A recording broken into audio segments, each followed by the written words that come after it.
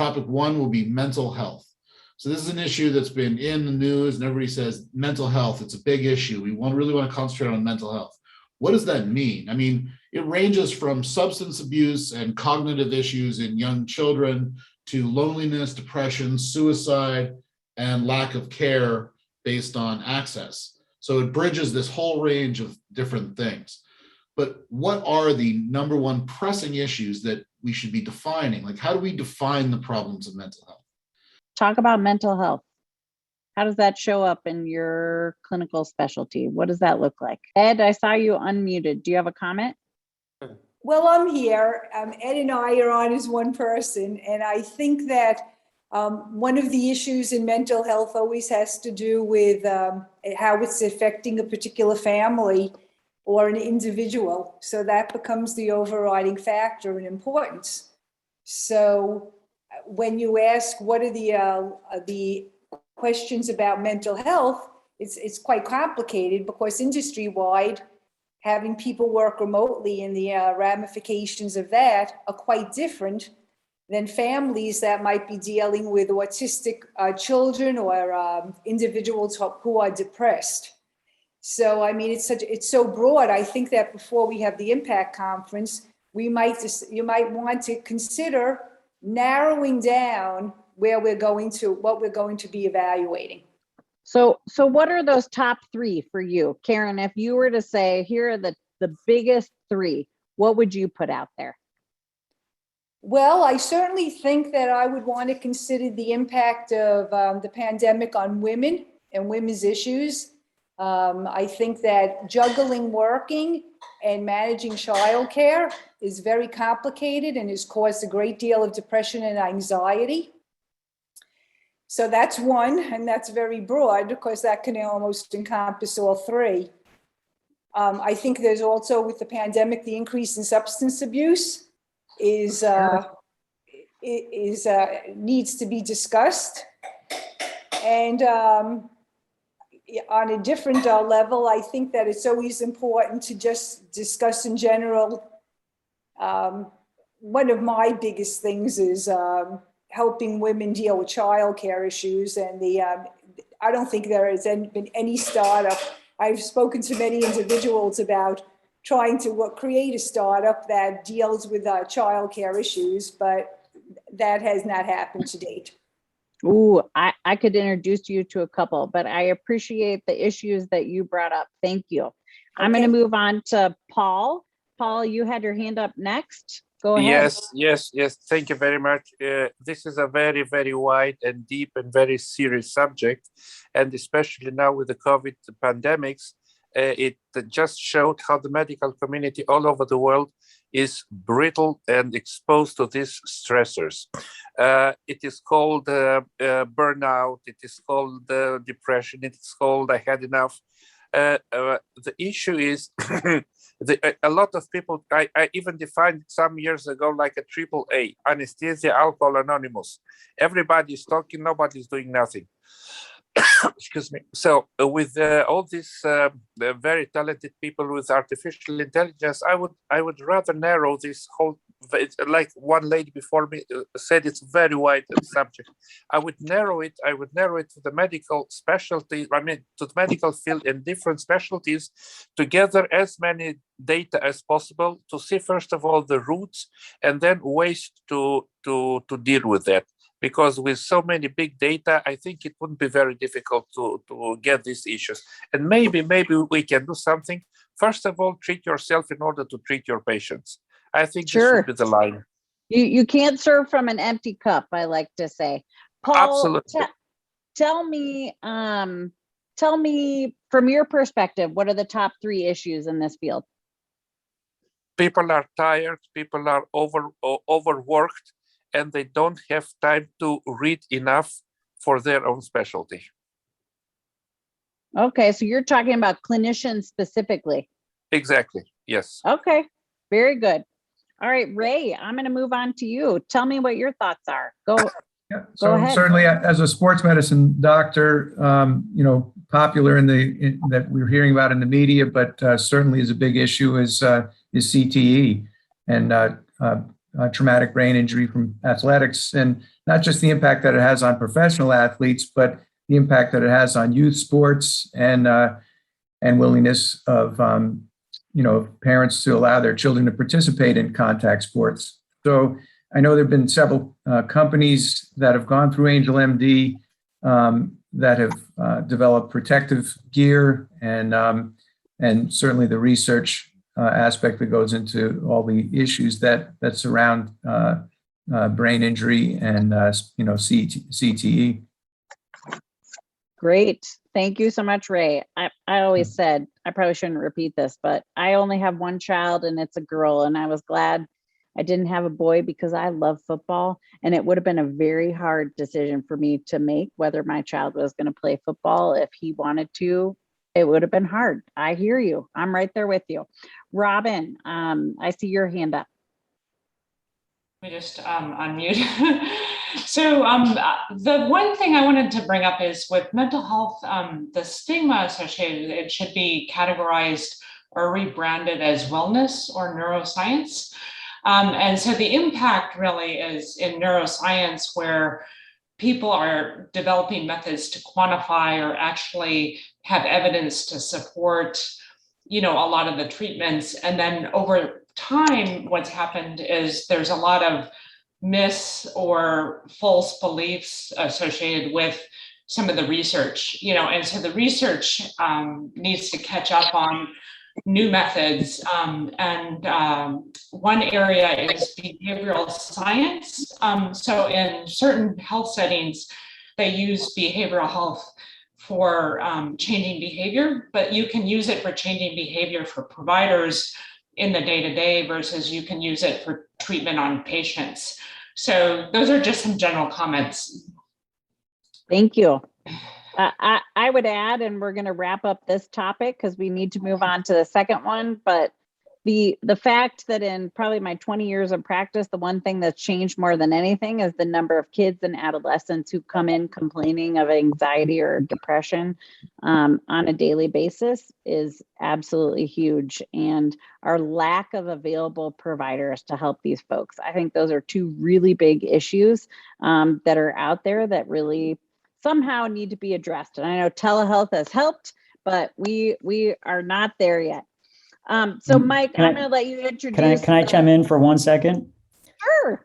Sorry to interrupt. Yeah, I came a little late to the conversation, but I think one thing about mental health, and I do like the term wellness more, is also just prophylaxis, right?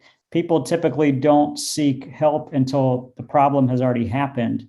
And I like the term wellness because people should be participating in wellness to prevent these problems from ever coming to head. And that applies to for children and adults and healthcare professionals and non-healthcare professionals. So I think, having emphasis on how to be better to yourself as part of your daily routine, rather than wait for a problem to come up and then you need to go seek a specialist. Great. Integrating Jeff? mental wellness into your lifestyle the way you would integrate good eating, like proper eating. Exactly. And Exactly. exercise. Mental health is obviously like a very broad term. And how do we incorporate mental health into different, not just like primary care or not a social worker or not, how do we incorporate that into different practices that are not just the standard ones that we previously think about? People who typically don't deal with mental health issues, how does that interact with our, maybe specialty or subspecialty care, and understanding better how those, I know it impacts my cardiology practice, but I don't really know what to do about it per se.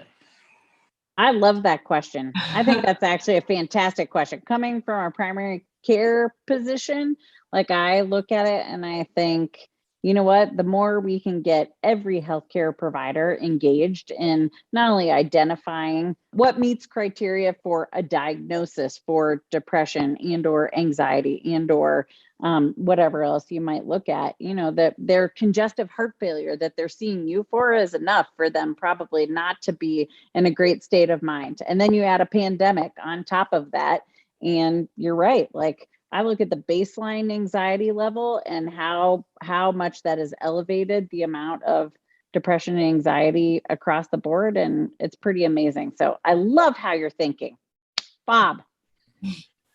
Yeah, I think clearly mental health has a stigma for a variety of reasons, but one of the most significant ones is, and I'm not a primary care physician, but as an emergency physician, I see an awful lot of the same sorts of things. What primary care physician has the time to spend with a patient who needs to go through their whole mental health history, especially with reimbursement? And so what do you try and do? You try to get them out to see a psychiatrist. What city or area has enough psychiatrists to handle all of those patients? So you try to utilize maybe lower level practitioners, which really aren't lower level practitioners. They're just people with different names and letters after their name. One of the things that I've been involved in for a number of years, which has been really successful. When I was the chief medical officer at our hospital, we had a horrible problem. We had a psychiatric unit that was always full. We had an ER that was always full. We had psych patients who couldn't go anywhere. We couldn't transfer them. There was no place to put them. All the state beds had closed down. And so we partnered with a group. I don't want to mention the name because I don't want to promote anybody in particular, but the concept is there. That basically, it was a psychiatric care group that started using telehealth with social workers and expanded. And we did a pilot project with them. We paid for the care of the patients with the idea that the payback would be a decrease in the readmissions of patients, a decrease in the length of stay of patients. And the fact that we could put social workers on the phone and then video conferencing with them reduced our readmissions by 30%. The costs went dramatically down. The beds opened up. And this company has expanded across the country in a number of markets, but it's not the only one that does that. I think we just have to utilize different types of resources, people specifically committed to mental health. And again, not trying to take anything away from primary care doctors. They're being pulled in all sorts of different directions, not just mental health. And they need the resources as well, and certainly as the emergency departments do. So I'm a big fan of utilizing different, I hate to use that term, lower level, different types of practitioners who have the abilities and the tools to handle patients. Social workers, psychologists, the data is there for actually any patient with chronic disease, from what I know. There is one company that I got to know because they came through a program in Colorado called Concert Health. And that's exactly what they're doing. They are bringing virtual providers into the specialty office because, again, it is preventing for these patients with chronic kidney disease, with cardiac disease, with all of these different things. They're preventing these rehospitalizations, which is really important. Yoga teachers, for that matter. Sure. Seriously, like Dimple. for general stress profiles. Dimple, please join us. Yeah, I think, this is a mental health and access. It probably addresses both of these, and maybe it's just a comment. But I think over the last 15 or 20 years, we've tended to medicalize a lot of things that were previously solved by the community, the church, the temple, a connection with spirituality, with your own neighbors. We've lost that. And so people are seeking out physicians and nurse practitioners and what have you, providers that really aren't the answer to their specific mental health issue, where it comes from. And that creates a lot of stress and burnout, both on the provider side and the patient side, because they're not getting the answers they seek. They're getting placed on a drug or medication 9 times out of 10. And that may not be the answer.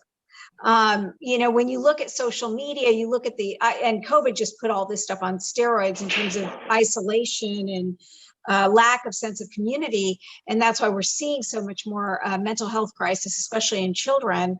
But I wonder that, our access issues kind of started when we medicalized a lot of things that previously were solved by other people in the community. So grandparents, when you had intact or multi-generational families living together, churches, start my video, sorry. You guys see me? All right, there we go. Churches, clergy, Even if you're just spiritual, a spiritual guide, your own spiritual sense of where you should be in life.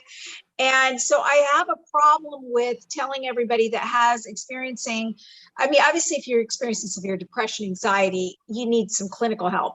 But, you know, everybody that's getting anxious or having some sort of depressed mood, I don't know that they necessarily need to seek a doctor's advice to help them with that. And I'll tell you, if they do seek a doctor's advice, they may get put on a medication that they don't necessarily need. So I think that impacts all access, because then you get like just everybody coming to you to solve problems that you can't solve. I can tell you, just as a peds hospitalist, we get a lot of social issues from parents that I can't solve. 820. You know, I can't solve some of this stuff.